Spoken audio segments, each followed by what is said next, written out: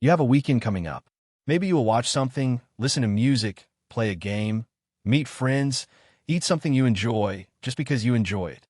You will do things that serve no survival purpose whatsoever. You will do them because they feel good, because they are fun, because being human apparently requires more than just staying alive. You have always been this way. 10,000 years ago, before cities, before writing, before agriculture had fully taken hold, before any of the structures we associate with civilization had been built, human beings were already doing something that would look completely familiar to you if you could watch it. They were playing. They were making music. They were telling stories around fires. They were competing with each other for fun. They were decorating things that did not need to be decorated. They were doing, in other words, exactly what you do on a weekend, just with different tools and a much darker sky at night. The idea that ancient humans were purely functional creatures, grim survivors focused entirely on finding food and avoiding predators, is one of the most persistent myths in popular thinking about prehistory. It is also almost entirely wrong. And the evidence for just how wrong it is comes from some of the most surprising places in the archaeological record. Start with music, because music turns out to be older than almost anyone expected. In 2012, a team of researchers led by Nicholas Conrad at the University of Tübingen published an analysis of bone flutes found in the Swabian Jura caves of southwestern Germany. The oldest of these instruments, carved from the bone of a vulture wing, was dated to approximately 43,000 years ago. It had 5 finger holes. It was carefully shaped. It was not an accident or a curiosity. It was a musical instrument made with clear intention by someone who understood what they were building and what it was for. Think about what this means. 43,000 years ago, before the woolly mammoth was extinct, before agriculture existed anywhere on Earth, a human being sat down and made a flute. Not because they needed to, not because it helped them find food, because they wanted music. Because music was something worth making time for, even when time was genuinely scarce and survival genuinely difficult. And the flute from the Swabian Jura was not the only one. Multiple instruments have been found at sites across Europe, including flutes made from mammoth ivory, which required even more effort and skill to produce. Someone was teaching music. Someone was learning it. There were almost certainly songs that people knew and sang together, melodies that existed tens of thousands of years before anyone thought to write them down. The music is lost. The instruments survived. Now consider games and competition. The oldest known board game in the world is a game called Senet, found in ancient Egyptian tombs dating back over 5,000 years. But evidence of competitive games goes much further back than that. Researchers studying Paleolithic sites have found arrangements of stones and bones that suggest game-like structures, competitive activities with rules and outcomes that mattered to the people playing them. More tellingly, the physical evidence of sport exists in human bodies themselves. Forensic anthropologist Timothy Taylor at the University of Bradford has studied ancient skeletal remains extensively and found patterns of repetitive stress injuries in Paleolithic populations that mirror the kinds of injuries you see in modern athletes. Shoulders and arms showing asymmetric development from throwing. Knees and hips with wear patterns suggesting sustained running not purely for survival purposes. Ancient humans were not just running from predators. Some of them were running for the pleasure of running or competing against each other to see who was fastest, strongest, most skilled. Wrestling, foot racing, throwing competitions with spears or stones.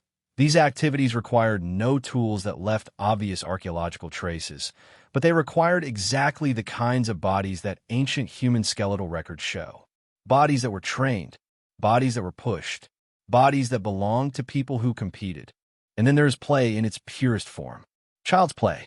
Archaeologists studying sites inhabited by hunter-gatherer communities have found small figurines, tiny carved animals, miniature versions of tools, objects with no clear survival function that were almost certainly toys. A researcher named Romy Sauerwald, studying sites in southern Africa, identified small carved stones and shaped bone pieces that matched the size, texture, and were patterns of objects handled repeatedly by children. Not tools, not weapons. things that small hands held and carried and probably lost and cried about. Children 10,000 years ago played. This is not a surprising conclusion from a biological standpoint. Play is how mammalian young develop motor skills, social awareness, and cognitive flexibility. Every young mammal plays. But it is worth pausing on what it means that ancient children played with toys, because it means ancient adults made them.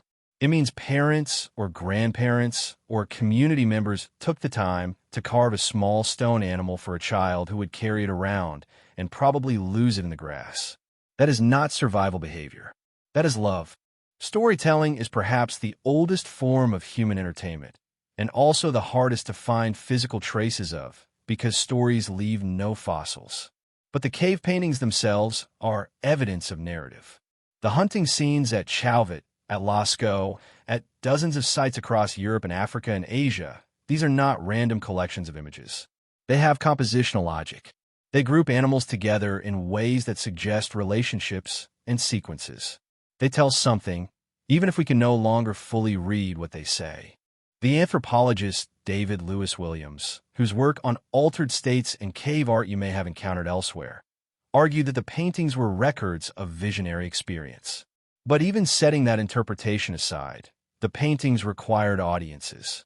Someone had to be there to see them in the flickering, torchlit chambers where they were made and displayed. Stories were being told in those caves, not just recorded. Oral storytelling traditions in indigenous cultures around the world, studied by researchers including Lynn Kelly at La Trobe University, demonstrate something remarkable. Across widely separated cultures that had no contact with each other, remarkably similar storytelling structures and devices emerged. The use of rhythm and repetition to aid memory. The embedding of practical information about landscape, seasons, and animal behavior into narrative form. The role of the storyteller as a prestige position within the community. These were not incidental features. They were technologies of entertainment that doubled as technologies of memory and social cohesion. Your ancestors did not just tell stories. They competed to tell them best. The most skilled storyteller in any given community was likely also one of its most valued members. Now consider feasting.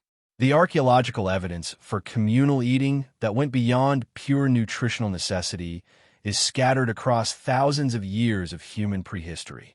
Researchers studying sites like Göbekli Tepe in modern Turkey, a structure built approximately 11,000 years ago by people who were still primarily hunter-gatherers, found evidence of large-scale feasting alongside the carved stone pillars that have made the site famous. Enormous quantities of animal bones, more than any local population would have consumed just for survival, suggesting that people gather from surrounding areas to eat together, to celebrate, to mark something. Martin Schmidt at the German Archaeological Institute, analyzing the residues in large stone vessels found at Göbekli Tepe, found evidence suggesting that some of those vessels may have contained fermented beverages. Beer, or something very much like it, appears to have been part of human social life at least 11,000 years ago, before agriculture was fully established, before pottery was widespread, before writing, cities, or states existed anywhere on Earth. Human beings were apparently already brewing something to drink socially at gatherings. The party is older than civilization. And then there is decoration, which is perhaps the most intimate evidence of ancient leisure and play. The urge to make things beautiful that do not need to be beautiful. Shell beads found at sites in North Africa and the Middle East, including Nacerius shells with deliberate perforations, date back more than 100,000 years. These are the oldest known personal ornaments in the archaeological record. Someone 100,000 years ago looked at a small shell, decided it was beautiful, figured out how to put a hole in it, strung it on something, and wore it. Not for warmth, not for protection, because they like how it looked. That impulse runs from a shell bead strung on fiber 100,000 years ago through every piece of jewelry, every decorative tattoo, every carefully chosen outfit you have ever worn in your life. The desire to be visually interesting, to signal identity and taste and belonging through decoration, is not a modern vanity. It is one of the oldest human behaviors in the archaeological record. Researchers, including Francesco D'Erico at the University of Bordeaux, have argued that the appearance of personal ornamentation in the archaeological record is one of the key markers of what they call behavioral modernity, the full emergence of modern human cognitive and social complexity. The shell beads are not just pretty. They are evidence that ancient humans had complex social identities, understood symbolic communication, and were using decoration as a language that others could read.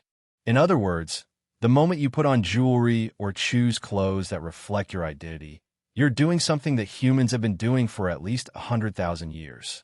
What you're not doing, and what ancient humans were also not doing most of the time, is simply surviving. The image of the grim, functional prehistoric human, heads down, focused entirely on the hard work of staying alive, is a projection of anxieties about scarcity onto people whose relationship with time may have been very different from what we assume. Contemporary hunter-gatherer societies, studied extensively by anthropologists like Marshall Solins, typically spend far fewer hours per day on subsistence activities than people in agricultural or industrial societies. The original affluent society, as Solins called it, was not affluent in material goods. It was affluent in time. Time to sit, to talk, to play, to make music, to tell stories, to watch the sky, to decorate a shell. 10,000 years ago, on a night when the hunting had gone well and the fire was warm, someone played a flute while someone else kept rhythm on a stretched skin, and people ate and talked and competed and laughed. And somewhere nearby, a child fell asleep holding a small carved animal that someone who loved them had made with their hands. That is not the story of primitive survival. That is the story of human beings being exactly what they have always been: creative, playful, social, and unable to resist making things beautiful even when there is no practical reason to. You have a weekend coming up. So did they.